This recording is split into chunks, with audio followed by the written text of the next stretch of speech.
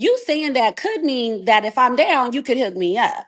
And you're still getting Mm, to know this group, and that kind of banter in this group could later mean that, somebody brings up something that's just not true as to who I am and who my character is. So I wanted to draw a line with Tia, and I did that very calmly, while we were in the van that same day. And I also explained to her, hey, like, I personally don't like stuff like that. Like, I get it, and maybe you don't mean any harm, but don't do stuff like that. And let's just keep this between us.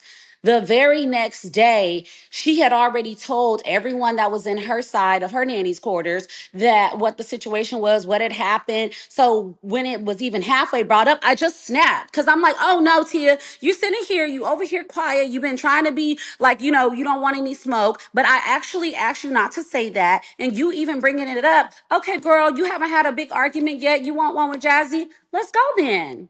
Like, come on, let's go. Because she was already like, oh my God, you're gonna be so mad at me and stuff. I'm like, yeah, you about to get your ass cussed out, girl.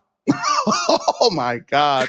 And there is the missing And it caveat. wasn't even necessarily about the scenario. It was more so about the fact that, like, are you trying to be funny, Tia? Because clearly we had a conversation on the van. You made it to me as if you understood where I was coming from and how you would keep this between you and I. And then by the time we got to the table, I guess the news was running dry and she wanted to be a part of, conversation. So it was like brought back up, which was so stupid. So I'm just like, Tia, it's 14 days before my wedding. You don't know me like that. And I told you don't know me like that yesterday as to why this offended me. So now I'm just like, it's not a joke. Like, you playing with somebody's marriage, baby, and you playing in amongst the wrong group.